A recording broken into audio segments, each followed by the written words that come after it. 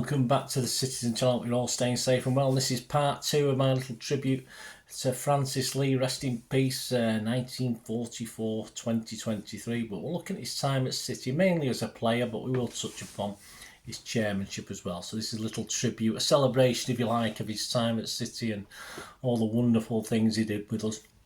So we'll carry that on. Please, if you've not watched part 1, please go back and watch part 1 as well.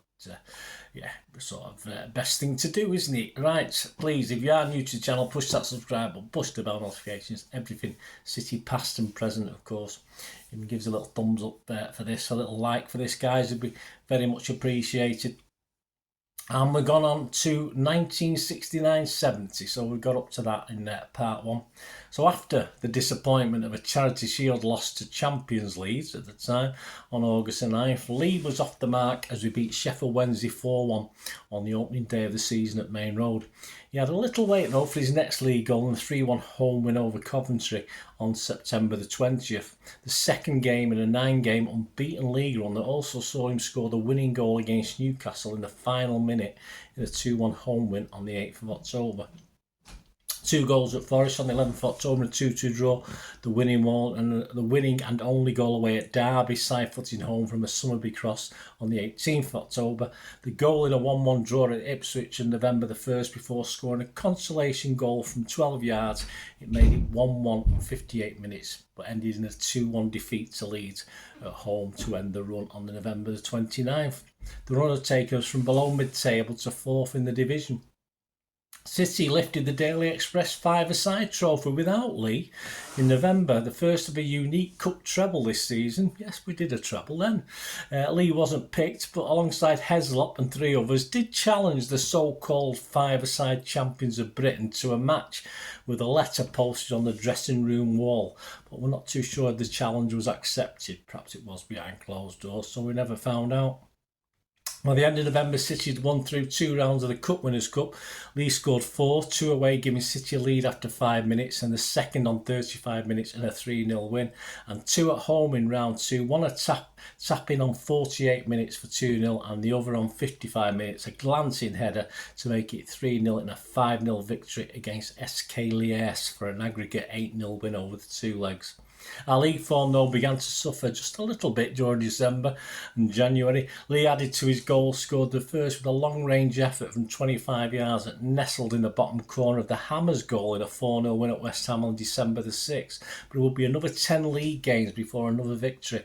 In a run of 5 games, City scored just once a league goal in a 1-1 draw at home to Burnley.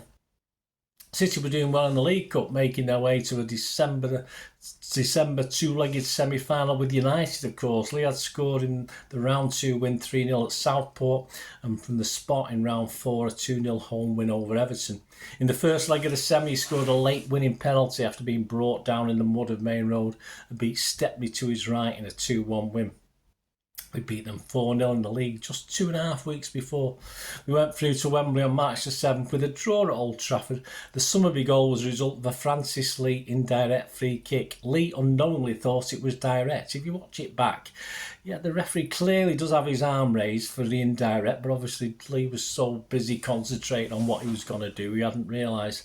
So Stepney didn't need to touch it, but as he smacked it in, Stepney just managed to palm it out to Buzzer to score. So, of course, thankfully, if Lee hadn't not seen that, who knows what might have happened. If he'd let it go in the goal, of course, because it was an indirect free kick, the goal wouldn't have counted. City's defence of the FA Cup failed though miserably back at Old Trafford in round 4.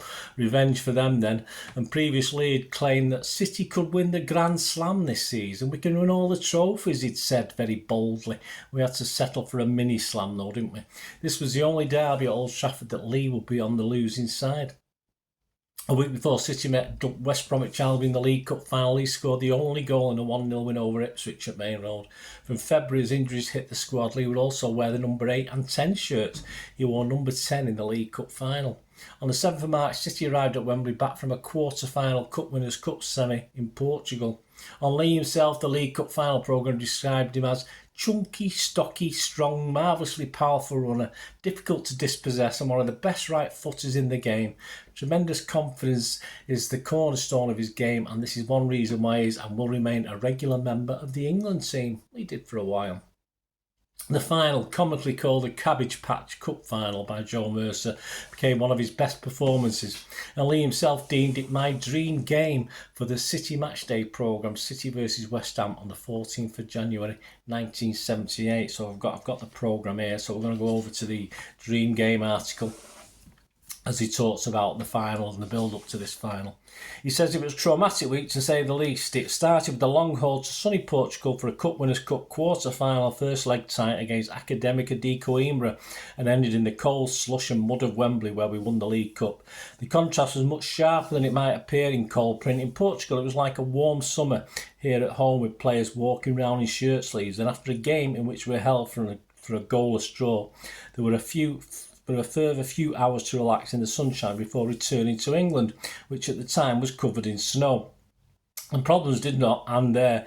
Instead of landing in London, we were diverted to Birmingham, forced us to make a midnight dash down the M1 to our hotel in the capital. When we went to have a look at the Wembley on the Friday afternoon, we couldn't believe our eyes. It was in an appalling state. We were all convinced the game would never be played and that a cup final would have to be postponed because the ground was unfit for the first time in history.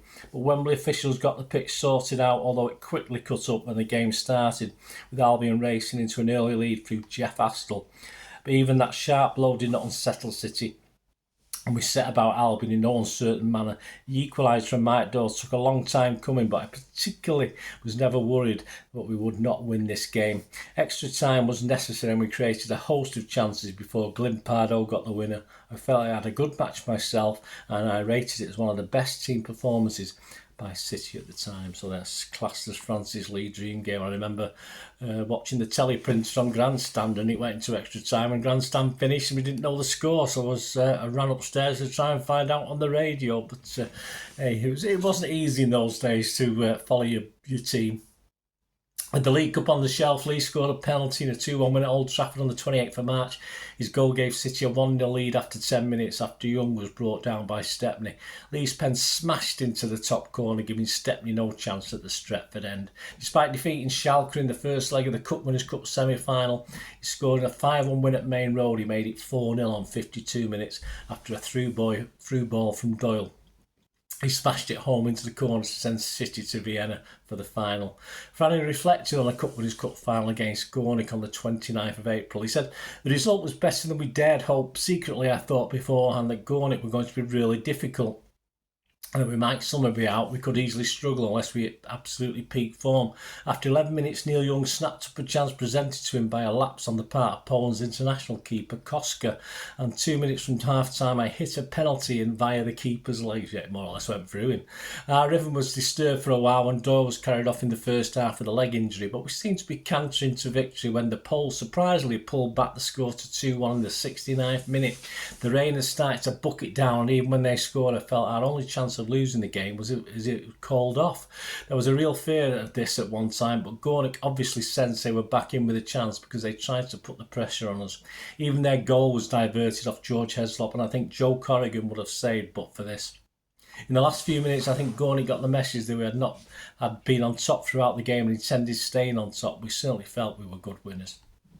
He was voted that season the fans player of the year. His stats for that season: 36 league games, 13 goals. FA Cup 2 appearances, League Cup 7 appearances, 3 goals. Community Shield, or the Charity Shield as it was then, 1 appearance. Cup Winners' Cup 9 appearances with 6 goals, and he was of course City's top scorer. With Bell, he was of course off to Mexico for the 1970 World Cup. On to 70-71. We buzzer back at number 9. We'll talk about England in a minute. We'll talk about a little something.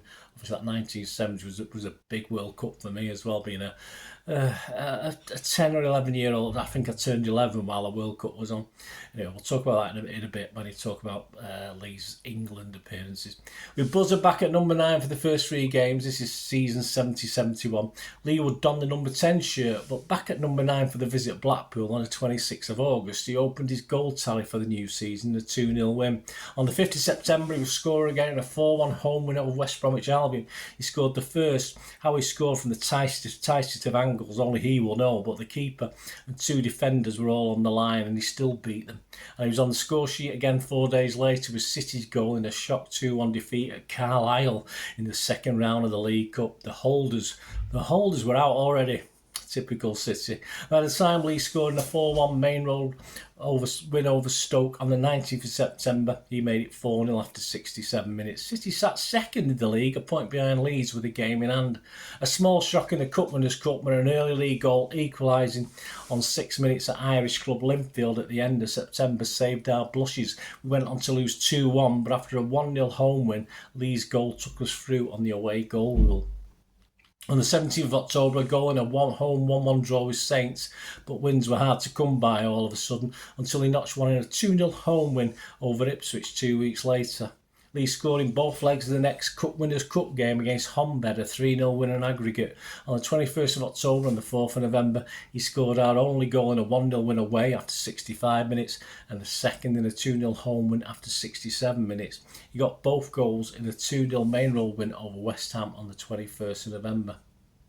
Francis helped himself to a hat-trick, his very first for City, at Old Trafford no less, on December the 12th, in a feisty encounter and a 4-1 victory. He scored on 42 minutes through a couple of United players after his first attempt was blocked.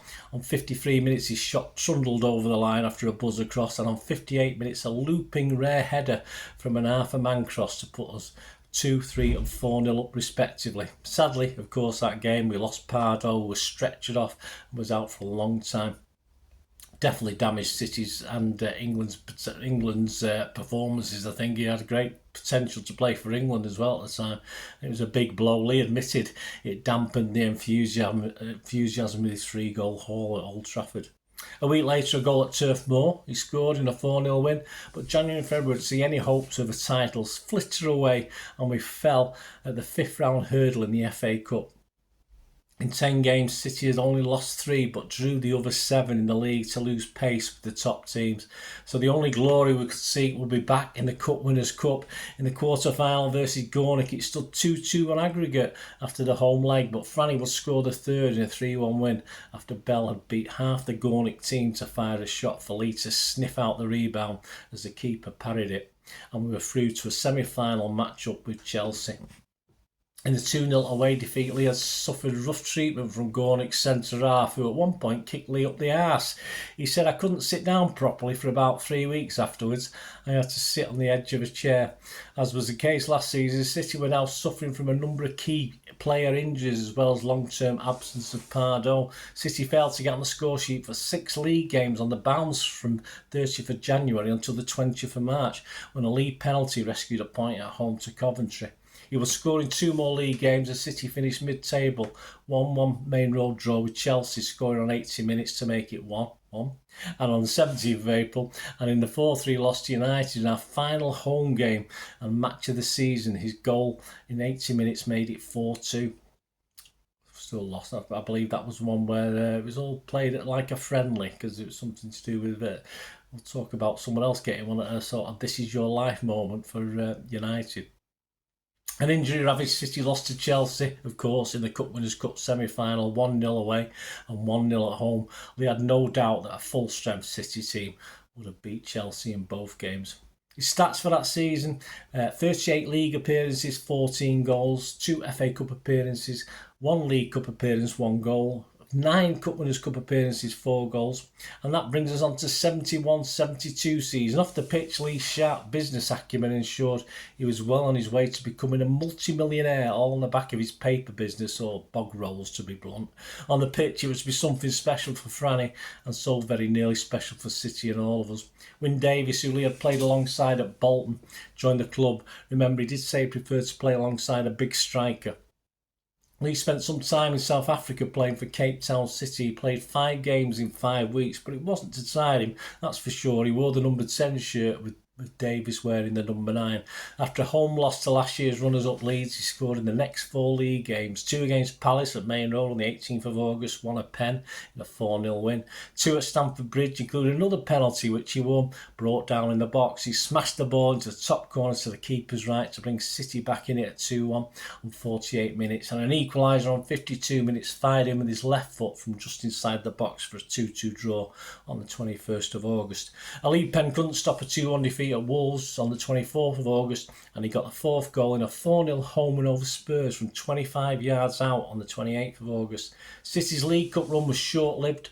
Ali Penn in round 2 at home to Wolves, who gained some revenge for our league defeat in a 4-3 win, was followed by a month later by defeat at Leeds' old club Bolton 3-0. Lee would soon go on a 5 league game run of a goal in every game. He scored on September 11th, a 2-1 win over Newcastle, the winner on 77 minutes, a 2-2 draw from the spot in a 2-2 draw at Forest on the 18th of September, a 3-0 home win against the Saints on the 25th of September. Lee made it 1-0 with a smart volley from 8 yards out after Bell had headed back from a Doyle cross, a 2-0 away win at the Hawthorns on October the 2nd, and the only goal from the spot in a 1-0 win over Everton on the 9th of October on 61 minutes. Lee had scored 11 in 12 league games. He wasn't to stop anytime soon. Between 23rd of October and the 12th of February, Franny will play 15 games and score 16 goals, including his second City hat-trick. On the 23rd of October, 1 goal in a 2-1 win over Sheffield United. On November the 6th, what was recognised as one of the best Main Road derbies ever, he scored from 12 yards with a blast high, right down the middle with Stepney diving right after 57 minutes to make it at City 1, United 2 in a pulsating eventual 3-3 draw. This was a game of the famous moment, of course, captured by TV when Franny mimicked a George Best dive after ref Incl had booked Lee for fouling him. A Penn in a 2-0 away win at Upton Park on November the 20th. He made it 1-0 and the ball ricocheted across the goal from the underside of the bar. The West Ham fans thought he'd missed until it eventually rattled to a stop inside the goal. 2 in a 4-0 Main Road win over Coventry on the 27th of November. A Lee penalty on 66 minutes was a consolation, a 3-1 loss at Derby on December the 4th. He added another in a 4-0 home win against Ipswich on December the 11th. A Penn in a 1-1 home draw against Leicester on the 18th of December. Away at the Victoria Ground, a goal in a 3-1 win on 27th December. On New Year's Day, a Penn in a 2-2 Main Road draw with Forest. He was scoring a few penalties, wasn't he? This was his 11th league game in a row on the score sheet, and this equalled the penalty scoring record at the time. He went on to improve, of course. City sat second behind United, a point behind after 25 games. Away at Selhurst Park on the 22nd of January, Lee equalised at 1-1 as we went on to win 2-1. On the 29th of January, he got his second hat-trick in a 5-2 home win over Wolves and a brace in a 3-3 draw at Bramall Lane. His first was a blast through the wall from 25-yard free kick to beat the keeper in the corner, and with City 3-2 down, Lee saw a goal-bound shot turn round the post by a defender with his hand. Lee's penalty went through the proper keeper to leave the game 3-3. City's FA Cup run ended after a replay in round 3 to Middlesbrough, Lee scoring from the spot in a 1-1 home draw on January the 15th. We lost a replay 1-0. As City hit top spot, Lee scored both one a Penn in a 2-0 home win over Arsenal. With the arrival of Rodney Marsh in March, Lee would also wear the number 7 shirt and even number 6 for a game. On April Fool's Day, a City stuttered a Lee goal away at Stoke was a consolation in a 2-1 defeat. 2 at Old Trafford and 3-1 win on the 12th of April seemed to put City on the brink of winning that title. He equalised after 61 minutes with a backheader and scored the third to finish them off on 85 minutes from 6 yards out. But 1 point from the next 4. By the time a Lee penalty helped City beat Derby on the last game of the season, it was too little too late, and despite the loss, Derby were champions by 1 point. City, in what was a ridiculous season from Franny, ended up only 4th though, on the same points as 2nd and 3rd. Lee netted then the second highest total of goals of all time for City with 33 in the league. He played every game and scored in 25 games. He scored a record 15 goals from the penalty spot in all competitions. On penalty taking, he said in an interview, you've got to want to take penalties to be good at it. You've got to enjoy it. The kick itself is the easy part. Any player who can't hit the corner of the goal from 12 yards shouldn't be playing. Nerve is the key. Everyone said I blasted the ball, but I used to aim for the stanchion and hit the ball at 3/4 speed, pretending I was passing the ball 50 or 60 yards. I would take a long run up to give the keeper longer to think and worry about it. It gave him less of an idea which side I was going to hit it. He also played 2 FA Cup and 2 League Cup games, scoring a goal in each cup, yes, from the spot in both. City also played the Tesco Cup, but Lee only made a sub-appearance in one of the 2 games. Alisson described Lee's season as one of the greatest I've seen for years. So there you go. Join me in part 3. We'll check out Lee's last 2 seasons at City and his return, of course, as a Derby County player. So please join me for that. Hope you enjoyed that. Let me know your views and memories. Be great to hear from you. Till we meet again, that's one thing, don't I? Please stay safe, please. Thanks for watching. Bye for now.